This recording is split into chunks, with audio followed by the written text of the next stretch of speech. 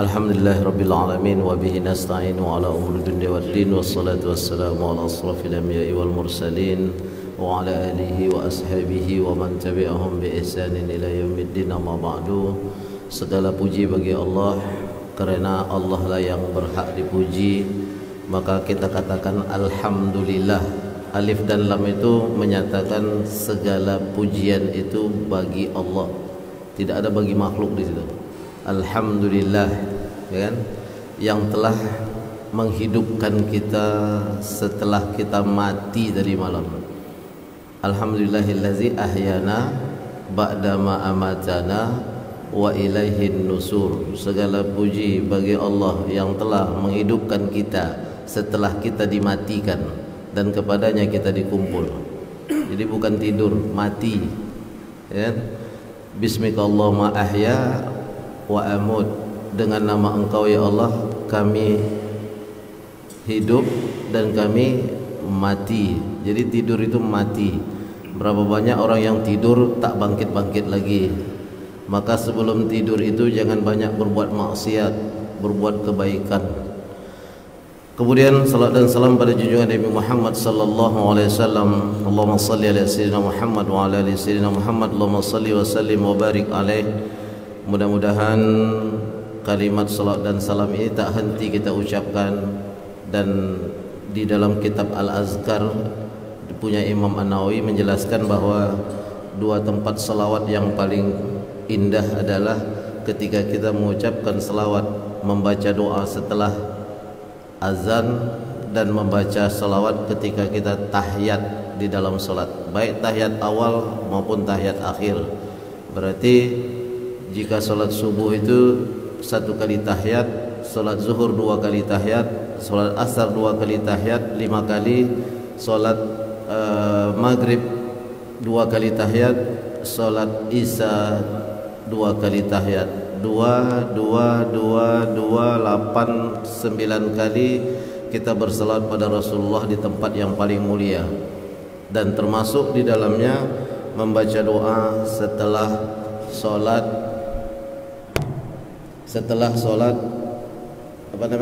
azan. Maka dikatakan Allahumma rabba hazihi da'watid tamah. Apa artinya? Ya Allah, Engkaulah yang mempunyai panggilan yang sangat sempurna, da'watid tamah. Panggilan sempurna karena di situ ada mendirikan salat, da'watid tamah. Kemudian apa? Wassalatul qa'imah, salat yang berdiri. Itu kan, ati sayyidana Muhammadin wasilah, berilah kepada Sayyidina Muhammad itu wasilah, tempat yang paling tinggi di syurga. Ati sayyidana Muhammadin wasilah wal fadilah, kemuliaan, fadilah kemuliaan, wal fadilah, wa ba'ashu maqamam mahmud allazi wa'atta. Maka utuslah ia atau letakkan ia di tempat yang maqam mahmud, mahmuda, yang dipuji, yang telah Engkau janjikan kepadanya. Innaka la tuhliful mi'at, sesungguhnya Engkau tidak pernah menyalahi janji. Doa sesudah qomat apa? Allah qad qamatis shalah, qad qamatis shalah, Allahu akbar, la ilaha illallah. Apa baca doa? La ilaha illallah Muhammad Rasulullah sallallahu alaihi wasallam. Kemudian apa? Aqamahallahu adamaha madamatis samawati wal ard. Aqamahallah, Allah yang tak ada lagi manusia yang mau mendirikan salat, Allah yang mendirikan salat itu. Dia tunjuk makhluk lain untuk mendirikan salat. Aqamaha wa adamaha, dan dia akan terus ada salat itu selama madamatis samawati wal ard, selama masih ada langit dan bumi. Mudah-mudahan pintu salawat tadi itu, baik di tahiyat maupun yang paling tinggi itu ketika kita berada setelah azan, maka itu yang membuka pintu bagi kita untuk mendapatkan tempat di akhirat sebagai umat Nabi Muhammad yang mendapatkan syafaahnya. Itu dia. Jadi selawat itu, sekali lagi, memang sering saya ulang, Rasulullah tidak berpengaruh. Kita baca doa sesudah azan kita baca tahiyat di salawat kepada Rasul dalam tahiyat, tidak kita baca salawat dan salam itu, Rasulullah juga tidak berugi. Jadi yang rugi itu kita. Sama dengan Allah, tak solat kita tidak menambah mulia Allah. Tak solat kita juga tidak menambah hinanya Allah. Karena itu baliknya kepada kita. Makanya kita tak membaca doa sesudah azan, maka kita yang rugi. Dan orang yang paling rugi, termasuk salah satu orang paling rugi, orang yang tak membaca doa setelah azan. Karena itulah ia berdoa kepada Allah, dan itu pintu untuk membuka dia mendapatkan syafaat Rasulullah sallallahu alaihi wasallam. Makanya selalu saya ulang-ulang. Jadi menjawab azan itu pahalanya apa? Dunia dan apa yang seisinya dan langit itu untuk kita. Jadi kalau sudah membaca itu dah punya kita lah semua dunia. Kenapa kita sama juga dengan solat sunat fajar itu. Jadi kenapa kita ketika bendera naik kita bisa berhenti di jalan? Bendera naik berhenti kita di jalan. Kan itu ada aturan seperti itu dulu. Karena sedang hormat bendera lagu Indonesia Raya. Itu saja kita bisa menghormati. Masa azan kita tidak bisa berhenti sejenak untuk menjawab azan? Siapa kita? Itu persoalannya sekarang. Berceloteh terus, orang azan diceloteh, mau. Yang diceloteh itu semua dunia, tak ada yang akhirat. Jadi kalau azan itu berhenti sejenak, kalau rapat itu berhenti sejenak, ya kan? Kalau kita sedang menyetir, ya dengarkan azan itu, jawab sampai azan itu tak terdengar. Oh, rumah kami dikelilingi masjid 5 Ustaz. Nah, jawab saja 1. Tak payah. Ilmu Islam itu tak payah. Cuma saya jawab Ustaz, musola ada, masjid ada 3. Mana yang dulu kita dengar? Jawab 1 saja. Itu dia dalam salat dan salam itu. Baik. Mudah-mudahan dengan selalu kita bersalawat dan salam pada Rasulullah SAW, kita termasuk orang-orang yang diberi syafaat oleh Rasulullah fil yaumil akhir. Amin amin ya rabbal alamin. Pelajaran kita, mohon maaf 2 Ahad pagi saya tak datang, memang tak ada rencana, tapi memang pertamanya Ahad pertama mana ya? Ahad pertama ke Manado, acara FKUB. Ahad kedua ke Semarang, ke Kudus, melihat anak. Alhamdulillah berkat doa kita semua masuk juz 21 dan 22 gitu. Anak perempuan. Di tingkat aliyah masuk juz 21 dan 22. Karena persyaratan SMP untuk naik SMA-nya, dari persyaratan dari sanawiyah ke aliyah itu harus hafal 10 juz. Jika tidak hafal 10 juz maka suruh pilih sekolah lain. Tapi alhamdulillah hafal 20 juz. Naik 22, 21, 22, dan orang tua dia disuruh simai. Maka berdasarkan itulah saya tengok yang namanya one day one juz, 30 hari 30 juz itu, kalau dibilang nanti kita bilang tak bermanfaat, cuma menghafal saja. Tapi kalau untuk itqon tidak mungkin. Makanya kalau kita tengok kisah para sahabat itu ketika hafal surat Al-Baqarah, dia tidak akan pindah ke surat yang sesudah itu kecuali ia laksanakan surah Al-Baqarah itu dalam hidupnya. Makanya lengket. Kalau kita sekarang dipromosikan 1 hari 1 juz, 30 hari 3 juz, 30 juz. Saya pernah ada ibu-ibu katanya dalam waktu 30 hari dia hafal Quran. Saya tanya, ibu punya dasar dulu? Punya Ustaz. Betul-betul hafal 30 juz itu? Kalau kita ambil Quran, saya buka, kemudian saya tanya, enggak Ustaz, promosinya ya terlalu besar.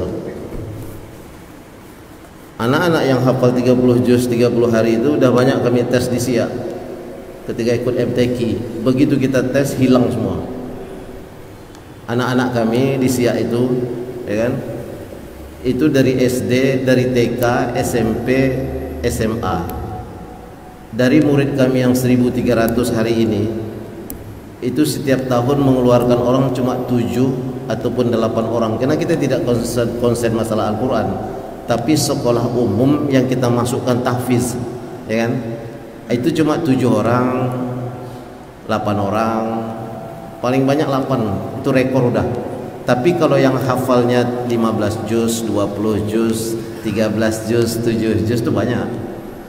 Dan anak-anak TK kita itu ketika akan wisuda kita suruh menghafal juz 30. Ada yang hafal, ada yang tidak. Dari 1307 8. Maksud saya yang itqon ya. Bukan ditanya ini lupa ini, tanya ini lupa ini, itu enggak hafal namanya. Hafal itu ada mutkin. Mutkin itu imam kita ini mutkin ini. Ya. Termasuk yang dulu Ustadz Nisfu yang sekarang di Emirat. Mutkin itu. Mungkin itu dibuka dimanapun Quran dijawab.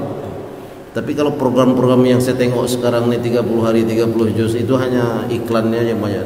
Coba tanya, kelabakan, macam kami dulu lah di Al-Azhar.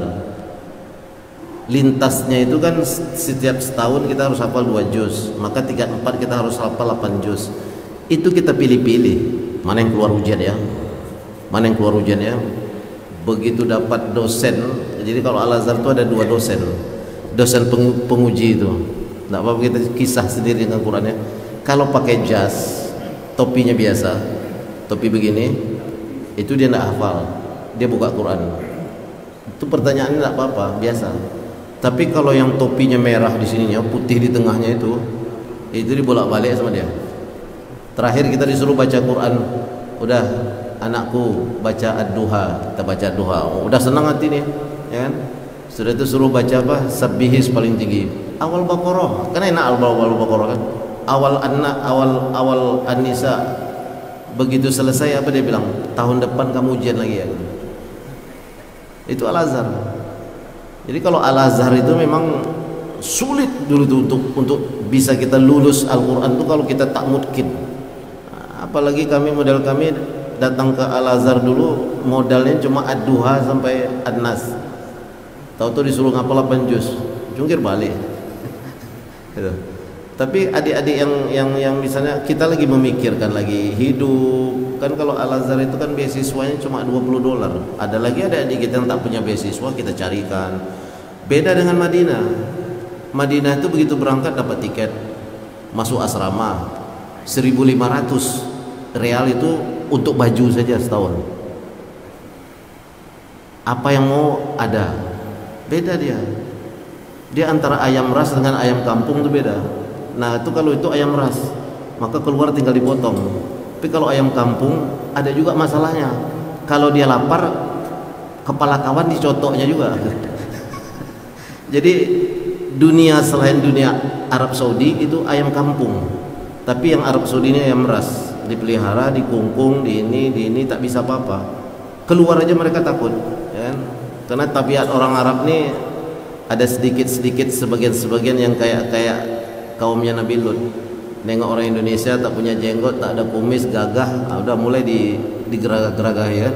Banyak mahasiswa itu takut-takut.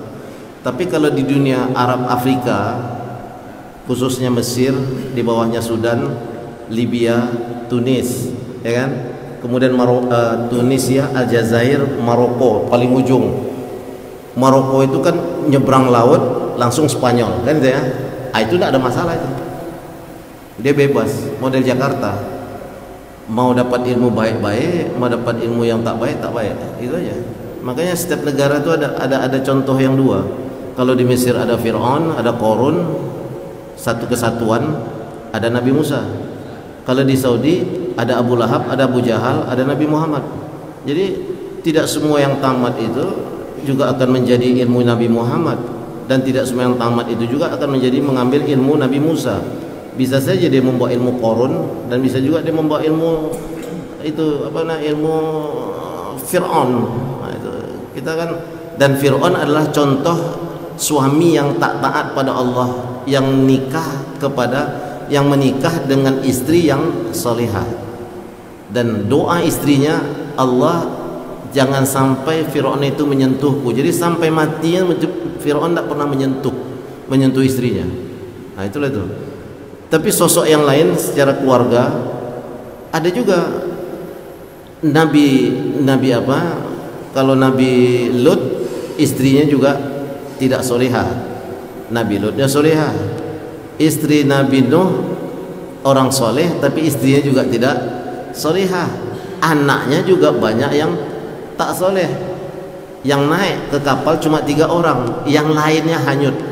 Itu yang dikatakan ketika dibawa oleh Nabi Nuh, irkam ma'ana. Dia dengan pedenya mengatakan, kata Nabi Daud, kata Nabi Nuh, wahai anak, ya bunayya yarkam ma'ana, wahai anakku, naiklah bersama kami di atas kapal. Ini banjir besar, ini banjir dari Allah ini. Apa dia bilang? Sa'awi ila jabalin ya'simuni minal ma'. Aku akan cari gunung yang tinggi yang akan menyelamatkanku dari air banjir ini. Apa kata Nabi Nuh ketika la asimal yaum. Tak ada sekarang yang bisa menyelamatkan kecuali Allah dan yang naik di kapalku ini. Karena ini perintah Allah. Nah, waktu dia bikin kapal itu kan bikin kapalnya di atas gunung. Semua orang bilang, apa Nabi Nuh nih? Gitu. Cobalah kita tinggal tidak di tepi Sungai Siak, tinggalnya di pegunungan, lalu bikin kapal. Orang bilang apa? Dikirim orang ambulan, dibawa ke kilometer 17 tuh. Kan? Begitu banjir, namanya perintah Allah tuh kadang-kadang tak masuk akal. Cuma dia ada dalam di sini dia. Itu dia. Kenapa di sini? Keimanan. Itu dia. Apa hubungannya sholat tahajud dengan hidup di dunia? Tidak ada. Tapi intinya adalah keimanan. Datang seseorang, ya Hasan Al-Basri, kami ini udah kawin 20 tahun, 30 tahun, 30 tahun, tak punya anak. Apa kata Hasan Al-Basri? Istaghfirullah, pulanglah, istighfar pada Allah. Datang satu lagi, wahai Hasan Al-Basri, Syekh Hasan Al-Basri, aku ini sakit tak sembuh-sembuh. Pulang, istighfar, istaghfirullah. Datang lagi satu lagi, aku dalam masalah hutangku banyak. Apa dia bilang? Pulanglah, banyak beristighfar pada Allah. Apa hubungan enggak punya anak dengan istighfar? Ya, kalau ke dokter kan itu udahlah ibu, bapak ibu, apa suami istri kita bikin bayi tabung kan gitu kalau manusia kan. Tapi kalau orang-orang alim itu enggak, pulang istighfar.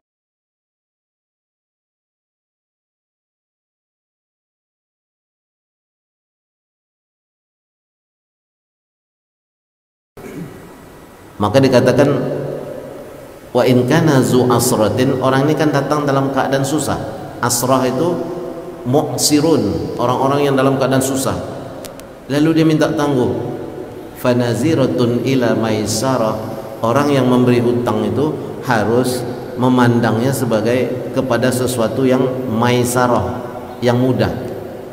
Oke, saya berikan tangguh. Itu dia. Bukan dalil kepada orang yang berhutang. Kalau dalil ini dipakai kepada orang berhutang, seenak-enaknya aja, seenak-enak dewe. Nanti dia bilang sama orang yang tempat dia berhutang, kau tidak ingat kau ayat Tuhan? Ayat Tuhan itu kalau kita susah kau kasih tangguh. Tidak bisa. Itu ayat untuk orang yang memberi hutang. Maka dikatakan situ, wa antasaddaqu khairul lakum in kuntum ta'lamun. Jika orang itu memang kamu pandang tidak bisa membayar, lalu datang dengan problem yang itu, sudahlah, aku maafkan seluruhnya. Itu tinggi tuh derajatnya itu. Maksudnya orang yang seperti itu tinggi. Tapi bukan untuk orang yang sering berutang sana, berutang sini, berutang sana, berutang sini. Kau pakai ayat tuh, itu tidak bisa. Saya nak EDW kalau bahasa Jawa itu. Itulah kira-kira seperti itu. Baik, kita masuk ke kajian kita. Tadi intermezzo aja.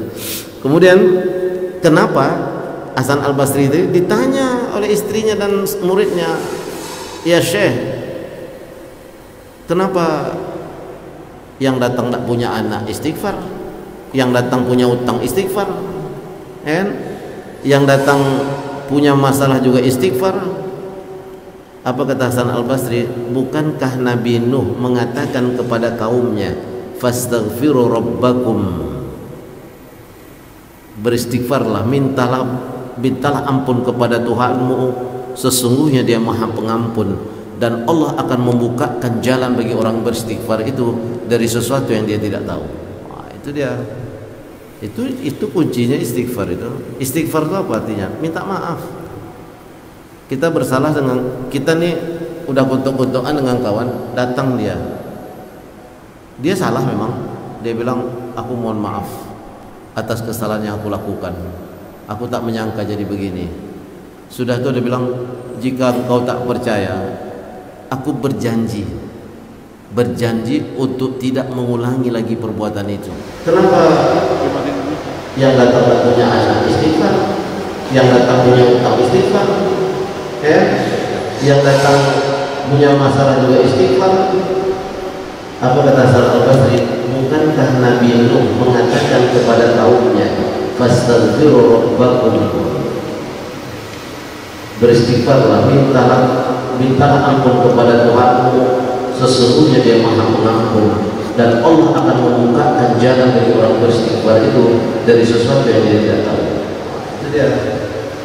Itu kuncinya istighfar itu. Istighfar itu artinya minta maaf. Kita bersalah dengan kita nih, udah bentuk-bentukan dengan Tuhan, datang dia salah memang, dia bilang aku mohon maaf atas kesalahan yang aku lakukan, aku tak menyangka jadi begini.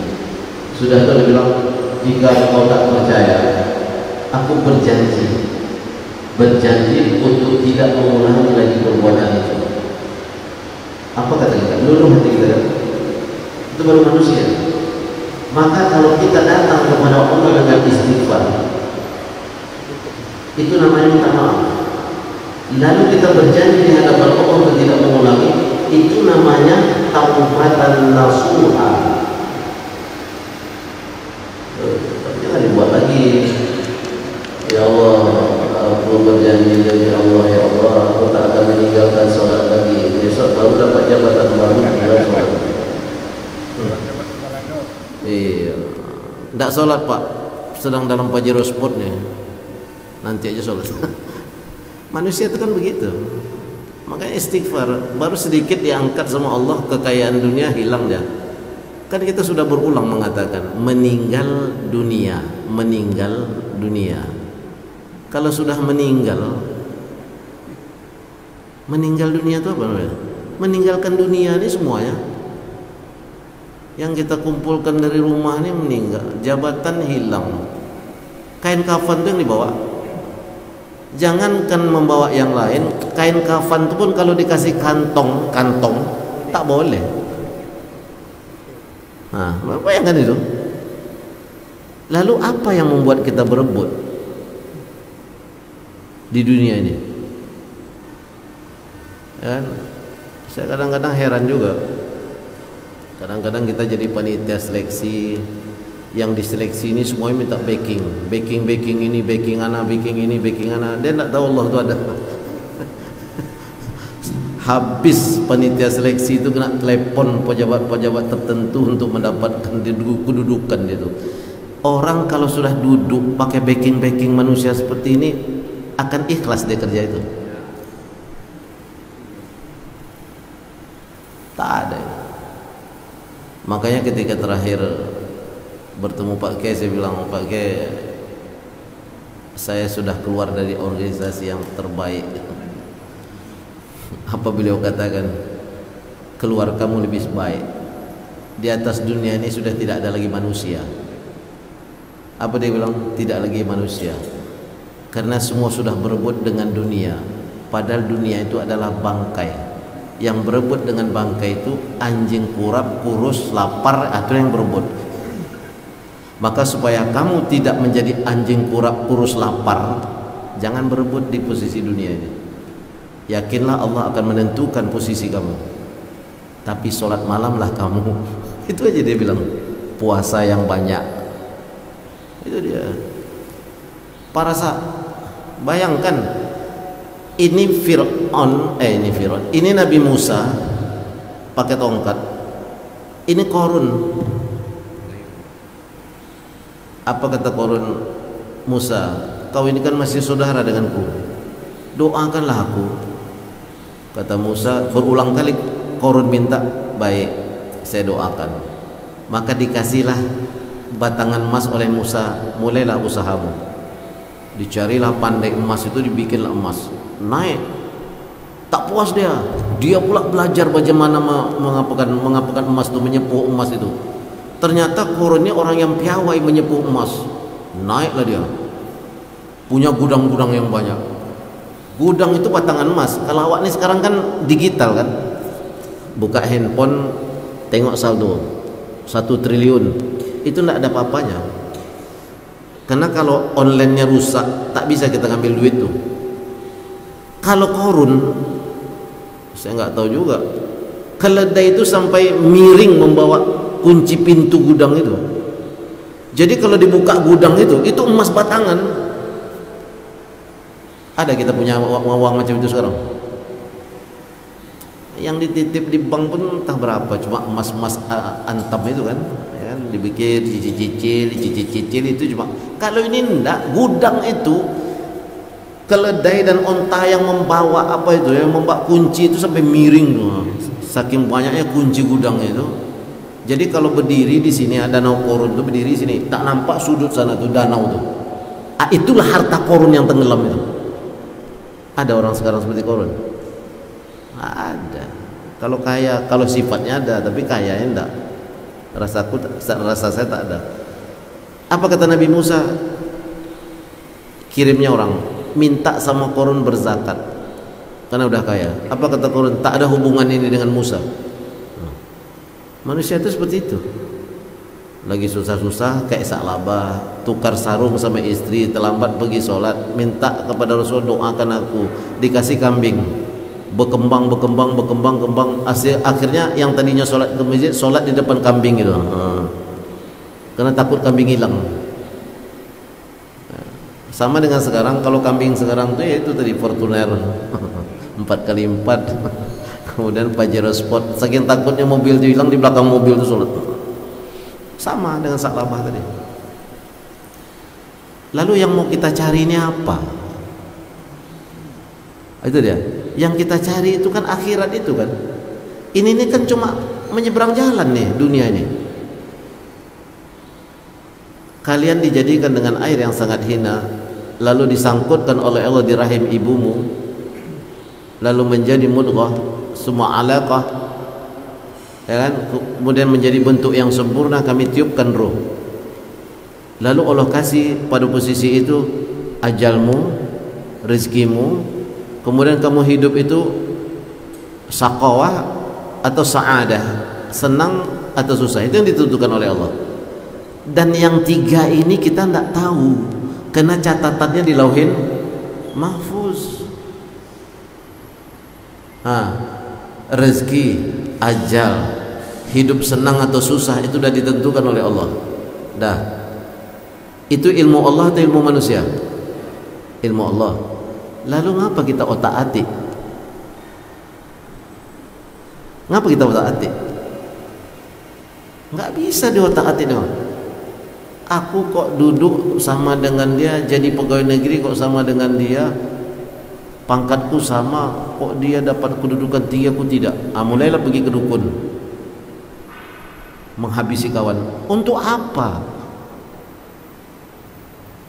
Allah memilih kita untuk tidak memegang jabatan. Tentu Allah ingin menyelamatkan kita, bukan Allah benci kepada kita. Karena kalau kita duduk di situ nanti kita lupa. Saya di Kabupaten Siak itu udah banyak saya tengok. Waktu non-job kalah saya ke masjid zuhur tuh. Padahal kantor kami itu, ini masjid Siak tuh yang besar, kantor kami di atas tuh. Begitu orang ngaji itu langsung dengar kami turun. Itu kalah saya ke masjid itu.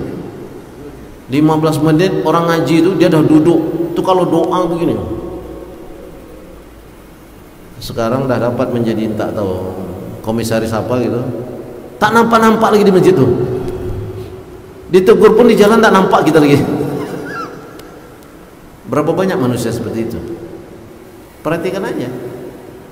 Ya, makanya kadang-kadang saya intermezzo di MUI itu gitu. Ustaz, kami ada masalah Ustaz. Kami menerima warisan Ustaz. Ini udah 5 tahun yang lalu. Sekarang saya tak di MUI lagi. Ini udah Pak Ustaz, bagaimana membagi warisannya Ustaz? Ini yang akan dibagi ini miliaran ya. Dah kita bikinlah fatwa, selesai. Tak pernah negur gitu lagi. 2 tahun yang setelah itu datang lagi. Ternyata pembagian waris kemarin itu Ustaz, terlalu banyak ininya apanya. Oh, kami sekarang ini kami hidup kami dah miskin. Saya bilang, giliran membagi warisan sengketa datang ke MUI. Giliran kau kaya nggak pernah mau nyumbang ke MUI. Kadang-kadang manusia itu seperti itu. Datang dengan masalah, keluar dengan senang, lupa dengan orang yang ditanya itu. Sebenarnya orang kan tidak minta apa-apa. Paling tidak saya hello, terima kasih banyak, berkat fatwa MUI ini kami sekeluarga tak jadi bertengkar. Kalimat terima kasih itu itulah yang diambil oleh Allah sebagai bagian daripada Allah kasih lagi tambah rezekinya. Man lam yashkurin nas lam yashkurillah. Barang siapa yang tidak berterima kasih kepada makhluk yang bernama manusia, si manusia ini tak berterima kasih kepada manusia, maka dia tidak akan dia itu selamanya tak akan pernah berterima kasih kepada Allah. Kenapa saya katakan selamanya? Karena banyak seperti itu. Padahal kalimatnya cuma gini, barang siapa yang tidak bersyukur kepada manusia, tidak akan pernah bersyukur kepada Allah.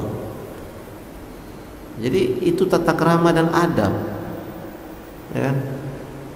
Biasanya dulu orang kampung tuh lebih beradab daripada orang kota. Nggak tahu lah kalau sekarang. Itu saya ingat, nggak apa-apa lah, kisah-kisah aja gitu. Orang tua saya kan dulu PDK. Itu kalau nolong orang kampung, begitu anaknya jadi guru, keluar SK-nya, itu datang ke rumah, yang bawa durian lah, bawa ubi lah, bawa kelapa lah. Kami ada satu kamar tuh cuma untuk itu. Tapi kalau kita nolong orang kaya, kita kena perintah dengan notabene. Sudah itu dia lupa gitu. Karena dia memegang backing pejabat. Tolong pindahkan ini, tolong luruskan ini. Makanya saya kalau di SIA, kalau sudah bilang ini instruksi ini, langsung saya coret. Kalau masuk sekolah itu pakai backing itu saya coret. Tapi kalau Ustaz, anak kami masuk, bagaimana caranya? Saya panggil guru, tolong ajarkan anak ini menjelang ujian masuk, ya kan? Begitu nanti masuk kan dia udah banyak tahu nih tentang ujian masuk itu. Nilainya tidak perlu kita angkat, otomatis dia sudah tinggi. Tapi kalau dia bilang anak saya harus lulus, saya tunjukkan nilainya. Yang kita terima cuma 90 orang, anak bapak itu nomornya 160 nilainya. Bagaimana kami mau menaikkan? Tidak boleh. Tapi kalau kita sebagai orang yang pemimpin harus bijak. Jika dia minta bantu, panggil orang tuanya, panggil guru kita, tolong ajarkan anak ini menjelang ujian masuk. Nah itu baru tidak pakai suket palsu. Bisa pula suket palsu itu untuk jadi masuk sekolah, ya kan? Di surat keterangan itu apa? Rumah orang ini berada 60 meter dari sekolah. Dia tidak zona dia tinggal di Rumbai, tapi bisa rumahnya berada di daerah Gobah sana, masuk SMU 8 itu 60 meter. 60 meter itu tiang bendera. Sudah itu kita harapkan anak kita menjadi anak yang soleh. Ayah ibunya sudah menipu dengan suket. Ada jaminan tak masuk sekolah favorit itu anak kita bisa jadi pejabat? Tidak juga. Ada jaminan sekolah kepamongan itu bisa anak kita itu menjadi pejabat besar? Tidak juga. Banyak yang sekolah pamong mulai masuk 3A keluarnya pun 3B. Banyak. Makanya dunia ini semakin dikejar, kita akan menjadi serigala yang rakus. Iya, kalau kita masih hidup bisa bertobat. Sedang mengejar jabatan tuh mati. Su'ul khotimah atau husnul khotimah? Kita sedang mencaci maki kawannya, mati. Kita kan tidak tahu ajal kita tadi rezeki pertamanya ajal. Kita sedang pergi ke dukun. Lalu untuk menjatuhkan kawan kita tadi yang kita anggap menghabisi kita dalam jabatan itu, lalu pulang dari dukun itu mati. Su'ul khotimah, su'ul khotimah, su'ul khotimah.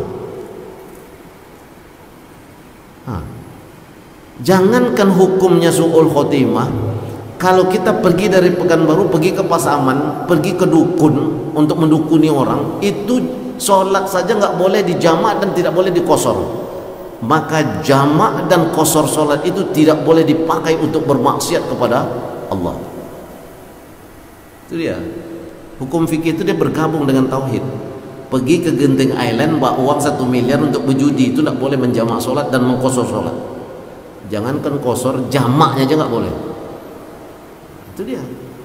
Pergi ke mana misalnya ke Hong Kong untuk berzina, tidak boleh dia mengkosor sholat, menjamak sholat. Itu hukum fikih. Tanya nanti sama Ustaz Zul Ikrami dan Ustaz yang lainnya. Jadi sebenarnya fikih memang fikih, tapi fikih itu berhubungan dengan ketauhidan. Apalagi yang berhubungan dengan ketauhidan. Hukum berwudu itu kulit harus kena air. Sekarang orang yang bertato itu kan tak bisa kena air. Contoh nih lah, kita ulang-ulang aja. Orang apa tuh? Orang Jepang tuh ada yang seluruh tubuh ini tato. Lalu dia masuk Islam, asyhadu alla ilaha illallah asyhadu anna muhammadar rasulullah. Tidak berlaku lagi hukum fikih ini. Wudu, salat, karena urusan diterima atau tidak itu adalah Allah.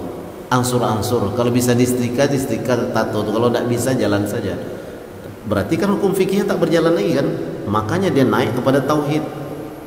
Yang penting dia bersyahadah dan masuk Islam, lakukanlah sholat. Secara hukum fikih tak berlaku, tak sah ini sholatnya, karena wudunya tidak sah, sholatnya tidak sah. Tapi apa bisa kita bilang begitu? Kau takkan sah sholat kau, tak bisa sholat. Kenapa? Ketentuan adalah di tangan Allah. Nah, itu dia. Makanya kadang-kadang kita ini terlalu latah. Kerja Allah tuh kita pikirkan, makanya mampus.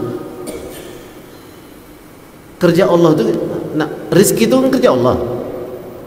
Termasuk jabatan itu kan rizki, kerja Allah. Tapi ngapa kita otak-atik dengan setan? Kedukun itu kan setan, ke paranormal itu kan setan. Salah satu menepis itu, itulah judul kita hari ini. Kemarin kita udah bahas Qiyamul Lail. Jadi salat afdhalus salatil an-nawafil itu adalah salat malam. Sebaik-baiknya salat dari salat-salat sunnah itu adalah salat malam. Nah, kemarin dah kita bahas kaifa kana qiyamun nabi sallallahu alaihi wasallam, bagaimana Rasulullah itu qiyamul lail. Qiyamul lail itu umum. Ada tahajudnya, ada tasbihnya, ada taubatnya, ada awabinnya, ada segala macam sholat itu dikerjakan sepertiga malam terakhir. Itu adalah qiyamul lail.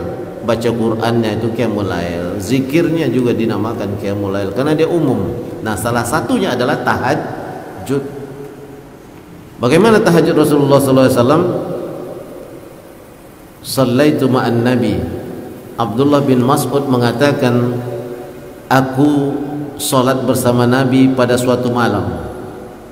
Lailatu falam yazal qa'iman hatta hamamtu bi amri su'. Salat belakang Nabi dia. Bermakmum ini. Nabi salat malam. Nabi masih membaca surat, aku dah loyo. Lalu dikatakan, qulna wa ma hamamta? Qala hamamtu an aqud wa azarun Nabi sallallahu alaihi wasallam. Apa yang dimaksud dia bosan, tidak sanggup lagi berdiri mengikuti Nabi, duduk dia. Itu Abdullah bin Mas'ud. Padahal Abdullah bin Mas'ud ini sahabat yang paling jeli mengikuti sunnah Rasulullah sallallahu alaihi wasallam. Nah, itu dia. Makanya wa fil hadis dalil ala ikhtiarin Nabi tadfilus salatu bil lail.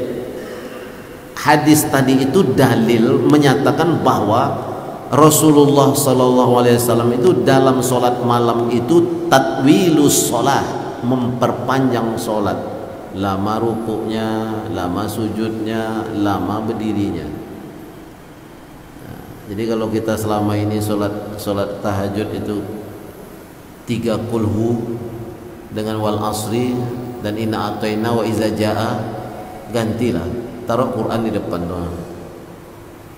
Boleh dalam sholat sunat boleh, taruh Quran besar tuh. Masa berkaraoke aja ada tempat kan, tempatkan Quran yang biasanya tempat lagu, tempat buku lagu itu letakkan Quran. Itu dia macam paling tidak 1 halaman. Kalau dah alif lam mim zalikal kitabul la raiba fihi hudal lil muttaqin itu sampai nanti kalimat muhtadin, itu 1 halaman tuh. Nanti mulai daripada ini lagi apa namanya kalimatnya wabashiril ladzina amanu, nanti sampai terakhirnya itu di ayat tentang innallaha la yastahi ayadriba masalan mawdatan, 1 ayat lagi.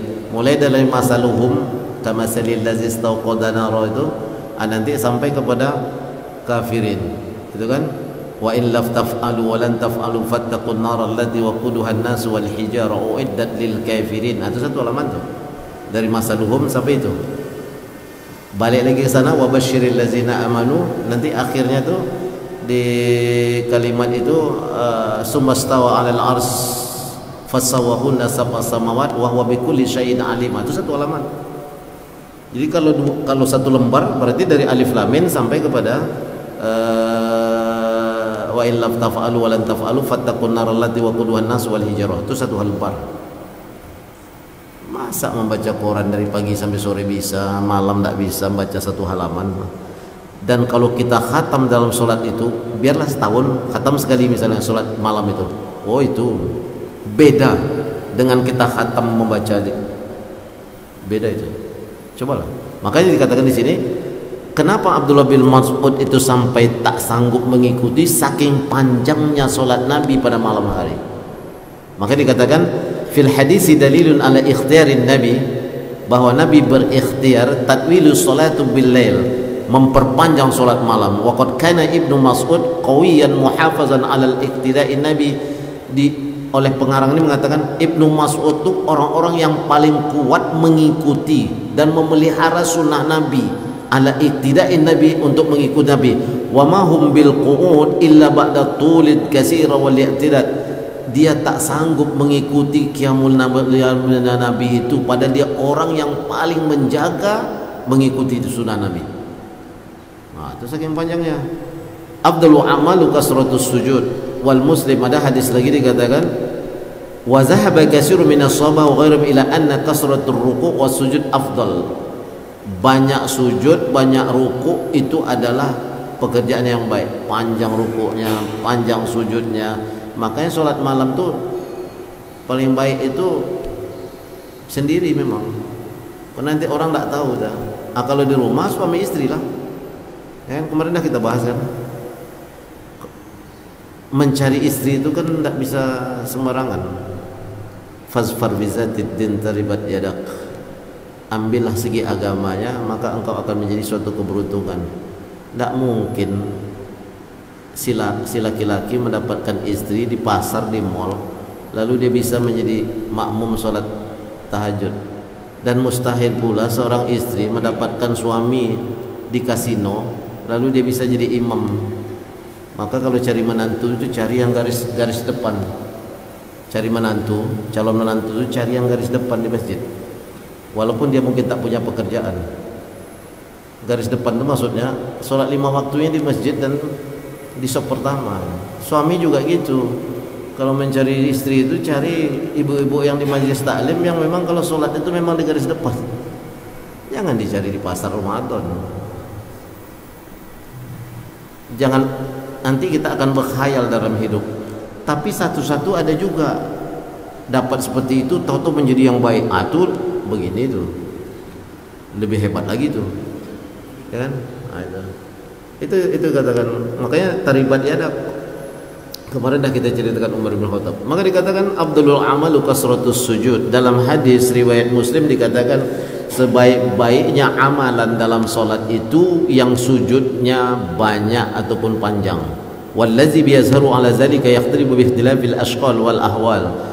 Dan ini tergantung kepada pribadi masing-masing. Yang kuat lakukan, yang tak kuat tak masalah. Namanya sholat sunnah. Tapi jangan sampai tak melakukan sholat sunnahnya gitu. Ayat panjang boleh, ayat pendek boleh. Tapi sebaik-baiknya sholat malam itu panjang makanya bangunnya jam 2. Kalau jam 4 itu kulhu semua itu, kulhu Allah. Kalau jam 4, karena 4:30 udah mau subuh kan. Nah, itu ya. Kemudian dijelaskan apa yang dibaca oleh Nabi dari hadis Huzaifah annahu shalla ma'an Nabi. Huzaifah pernah salat dengan Nabi, faqara Nabi itu yang dibaca dalam salat malam itu Al-Baqarah, sambung Ali Imran, sambung An-Nisa fi raq'atin, satu rakaat yang dibaca tuh Al-Baqarah, Ali Imran, nyambung An-Nisa. Seperti apa? Awak 3 kul aja kita baca, kul wallahu ahad, kul a'udzu billahi, kul a'udzu birabbin nas. Itu pun sambil ngantuk. Gitu. Nah, ini dari Huzaifah hadisnya. Min hadis Huzaifah, wa kana iza marra bi ayatin fiha tasbihun sabbah aw su'alun su'il aw tu'awizu ta'awuzan summa raka'a nahwa min maqam summa qama nahwa mimma raka'a summa sajada nahwa ma bim maqam wa hadza innama yata'atta fi nahwi min sa'ataini fala'allahu sallallahu alaihi wasallam ahya tilka lailah kullaha. Jadi bisa dikatakan 2 rakaat itu hampir 1 jam. Kalau sini bahkan 2 jam. Jadi dikatakan oleh sebab itu para sahabat menyimpulkan ahyati kalailah kullaha, seolah-olah Nabi itu memang menghidupkan malam itu seluruhnya. Tidurnya sedikit aja, sholat. Memang kalau ulama-ulama besar tuh sholat itulah tadi. Maksudnya sholat itu panjang deh malam. Tidurnya tuh nanti menjelang zuhur. Tidur malam tuh sedikit, nanti menjelang zuhur dia nah, itu menjelang zuhur dia. Setelah itu dia tidurnya. Jadi wahadza innama yata'atta fi nahwi dzalika amma man yaqtadihi halau fi ghairi hadhihi al-laila fa in fi akhbari Aisyah kana yaqumu qadra sulusul lail. Kalau Aisyah mengkabarkan sepertiga malam itu penuh oleh Rasulullah. Kalaupun tak seluruh malam, sepertiga malam itu penuh. Lalu dikatakan di sini hukmu qiyamul lail. Apa hukum dari qiyamul lail? Qala Ibnu Abdul Bar sazza ba'd at-tabi'in fa awjaba qiyamul lail walau qadara halbu syah wallazina alaihi jama'atul ulama annahu mandub ilaihi wa naqala at-Tirmizi an istaqa. Dikatakan wa hadza yakhussu ma naqala min al-khamsi hasan wa aqrabu wa laysa fihi at-tasrih bil wujub aidan. Hukumnya sunnah. Tapi ada sebagian orang-orang yang wara, ulama, zuhud mewajibkan pada dirinya. Hukum wajib itu bukan wajib dari Allah, tapi ia wajibkan dirinya untuk tetap qiyamul lail. Ini orang-orang yang zuhud, yang orang-orang yang apa? Kemudian al-asbab allati biha yatayassar qiyamul lail. I'lam anna qiyamul lail 'asir 'ala al-khalqi illa man wafaqahu Allah 'ala wazala al-qiyam wa lasbara lahu az-zahir wal batin as-sab'ah. Dikatakan sesungguhnya solat tahajud itu berat bagi setiap makhluk. Nah, ini diakui nih. Asir itu berat ala al-khalqi terhadap makhluk. Illa man wafaqahu Allah, kecuali orang yang diberikan taufik oleh Allah untuk ringan dalam solat itu. Makanya kalau di ulama-ulama zuhud tasawuf yang betul mempraktekkan ingin supaya bangun itu tepat waktu, dia lakukan 40 malam berturut-turut. 40 malam. Putus ulang lagi, putus ulang lagi. Kalau lewat 40 malam berturut-turut ini tak pernah putus, otomatis gitu ya. Tak perlu alarm, tak perlu handphone itu dibikin alarm, tak perlu. Karena ininya punya alarm langsung dari Allah. Nah, itu yang dikatakan wafaqahullah. Allah menyetujui dia, memberikan taufik kepadanya untuk bangun pas jam yang dia kehendaki. Kita ukurlah diri kita. Saya kalau baca ini sedih ya, Allah awak masuk nggak tundak gitu kan. Fa'ma zahira fa arba'ah. Jadi dikatakan al-muyassar lahu zahira wal batinah sab'ah. Jadi dikatakan secara zahir bagaimana supaya bangun malam untuk memudahkannya. Alla yaksurul aqlu fayaksuru syarbu fayughallibu an-nawm kama qala ba'dhum la ta'kulu katsiran fatashrabu katsiran fatarkudu katsiran. Pertama, jangan banyak makan malam itu. Kalau sudah banyak makan pasti banyak minum. Kalau sudah banyak makan dan banyak minum, banyak tidur, tak bangun dia. Kedua, alla yat'ab nafsaka bin nahar fil a'mali allati ta'ya biha al hawaij jawarih wa tud'ifu biha al a'sab fa inna zalika aidan mujlibatun lin naum. Jangan terlalu ambisi untuk mencari dunia di siang hari lalu mencapekkan badanmu, maka malam kamu tak bangun. Rugi orang-orang begini. Ketiga, alla yatrukul qulub bin nahar bil isti'anah biha ala qiyamul lail. Jangan kau sibukkan hatimu ini dan kamu gantungkan hatimu ini siang hari untuk urusan dunia yang tak penting.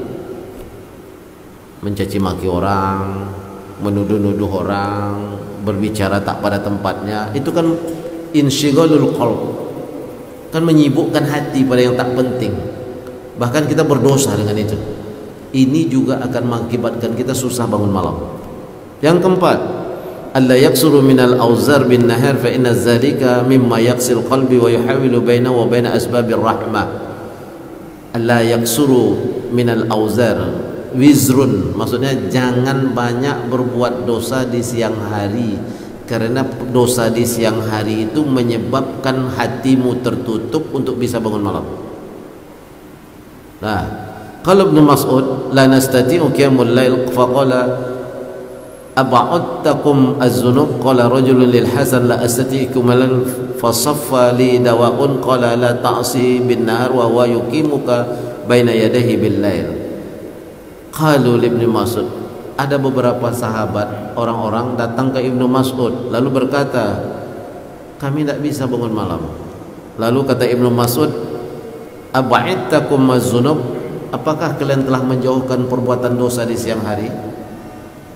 Lalu waqala rajulun lil Hasan, datang seseorang kepada Hasan, anaknya Ali bin Abi Thalib, la astati'u qiyamul lail, aku tak bisa bangun malam. Ya kan? Fasaffa liya dawa, sifatkan kepadaku apa obatnya. Ini pertanyaan kepada Hasan.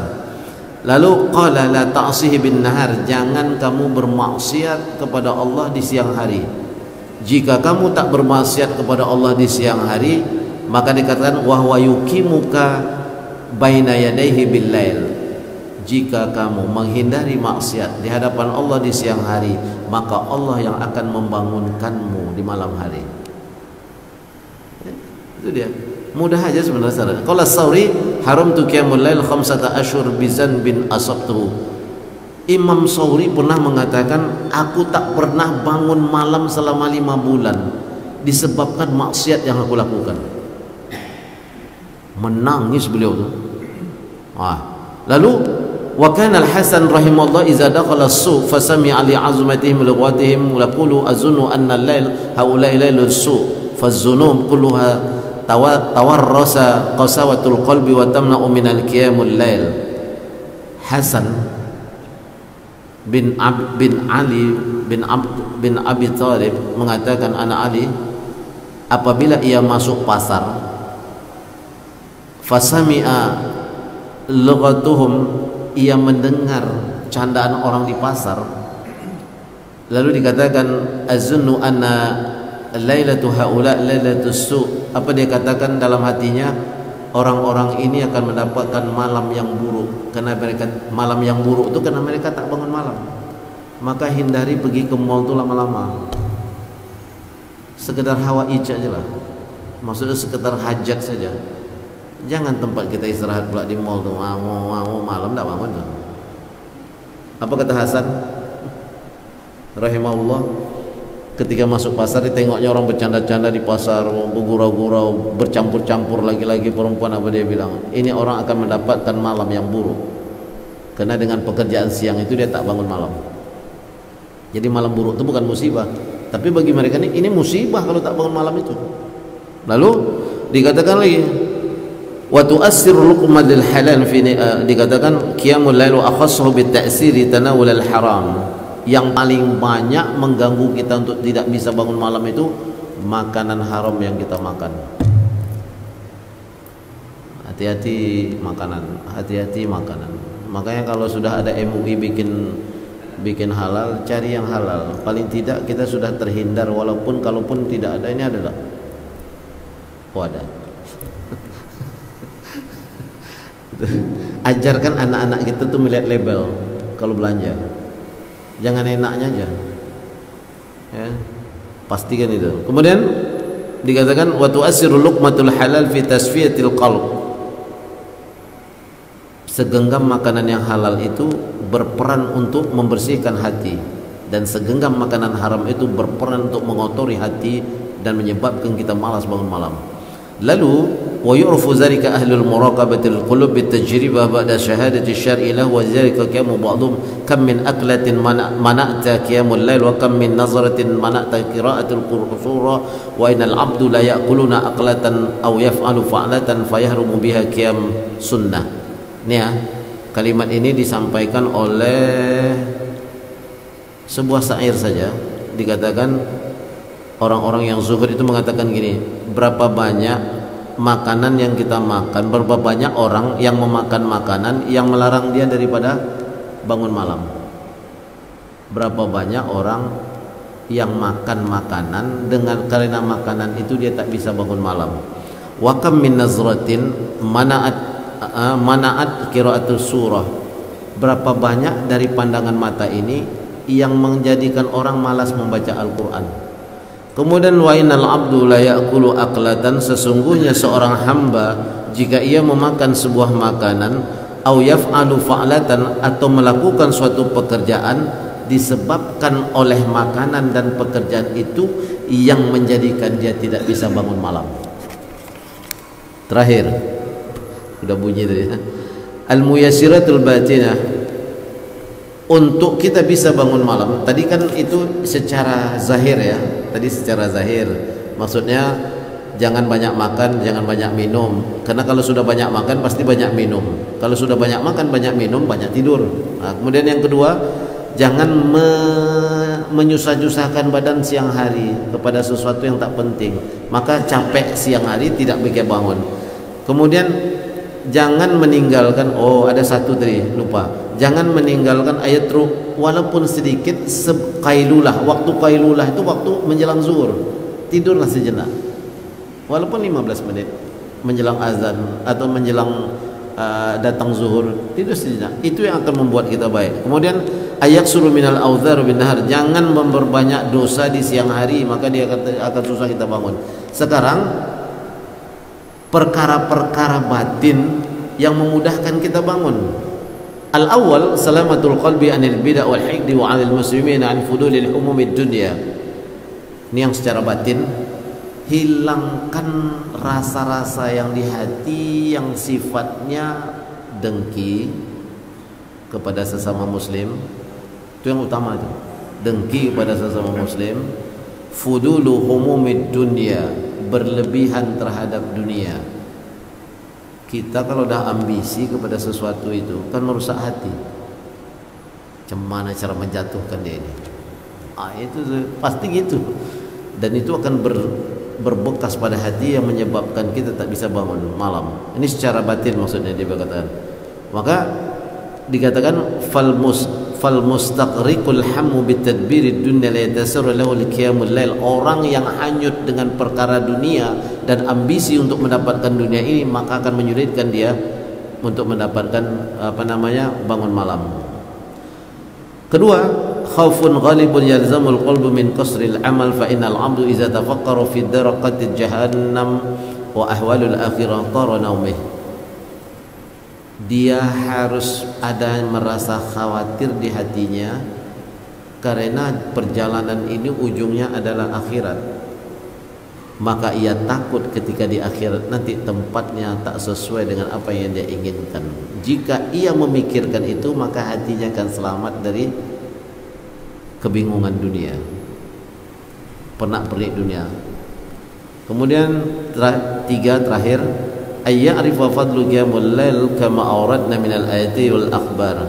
Hendaklah ia belajar tentang fadilah-fadilah qiyamul lail, karena jika ia tahu fadilah akan memotivasi hatinya untuk melakukan salat malam. Maka paling akhir dari kalimat ini Ibnul Munkadir, ma baqiya minaz lazati dunya ila salasa qiyamul lail wa iqan wa salatul jamaah. Tidak ada kenikmatan dunia ini kecuali hanya tinggal 3. Itu kata Ibnul Munkadir. Apa yang dijadikan, apa akibat qiyamul lail ini, apa bekas dari qiyamul lail ini? Itu dikatakan oleh Ibnul Munkadir, ma baqiya min lazati dunya ila salasa. Tidak ada di dunia ini yang paling lezat kecuali 3 saja. Pertama, qiyamul lail.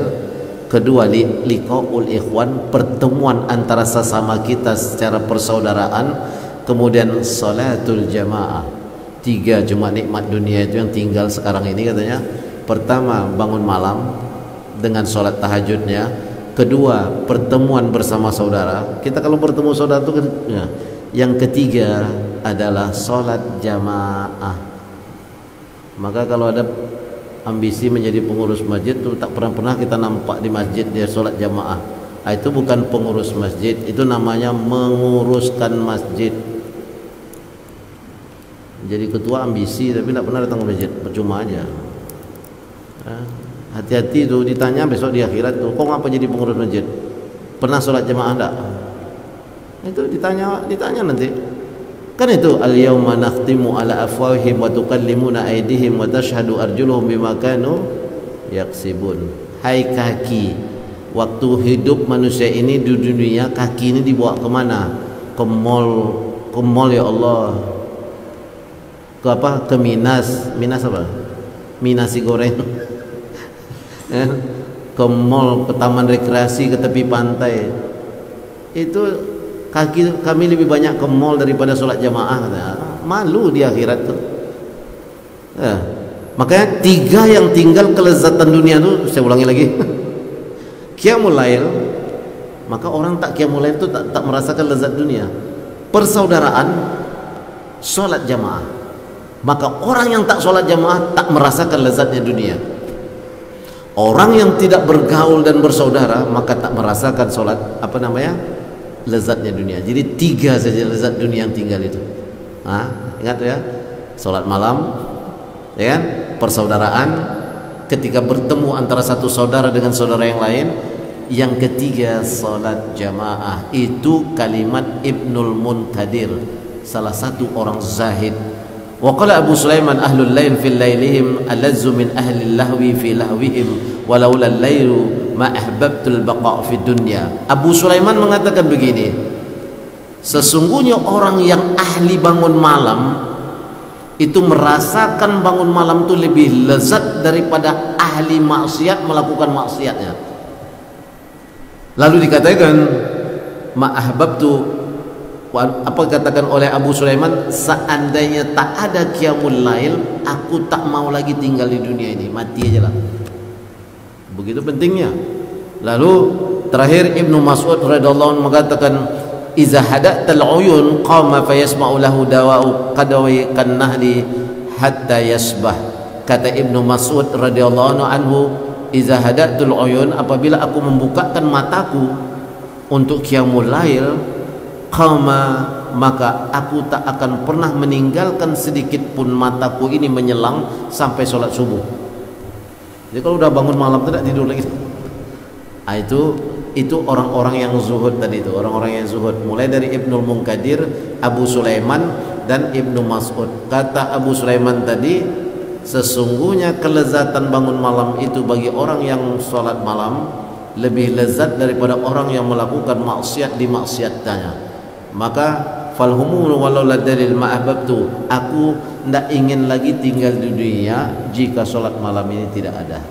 Terakhir Ibnu Mas'ud mengatakan, anhu iza hadatal uyun, apabila aku sudah membukakan mataku untuk qiyamul lail, aku tak pernah tidur dan telingaku tak pernah macet kecuali sampai sholat subuh.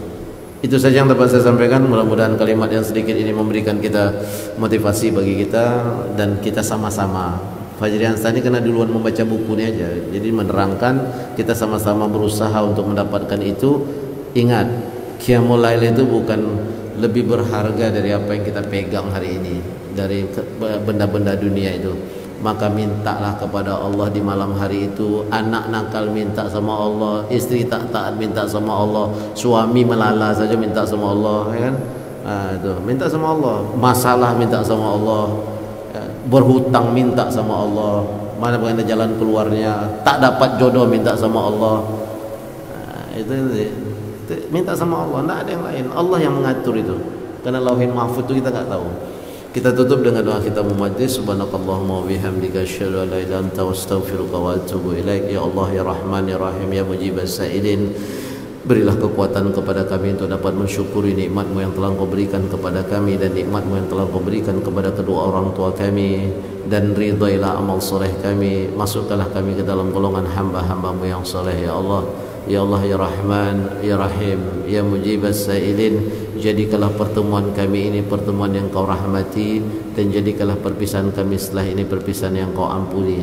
Ya Allah, jauhkanlah antara kami dan virus corona atau virus-virus yang datang baru, Omicron, yang katanya varian Afrika. Engkau pisahkan kami dengan virus-virus ini sebagaimana Engkau pisahkan antara barat dan timur. Rabbana atina fid dunya hasanah wa fil akhirati hasanah wa qina azabannar. Wa sallallahu ala sayyidina Muhammadin wa ala alihi wa sahbihi wa barik wa sallim. Alhamdulillahirabbil alamin. Sekali lagi mohon maaf, tidak ada maksud apapun berkata tidak pada tempatnya. Lebih kurang mohon maaf. Wabillahi taufiq. Assalamualaikum warahmatullahi wabarakatuh.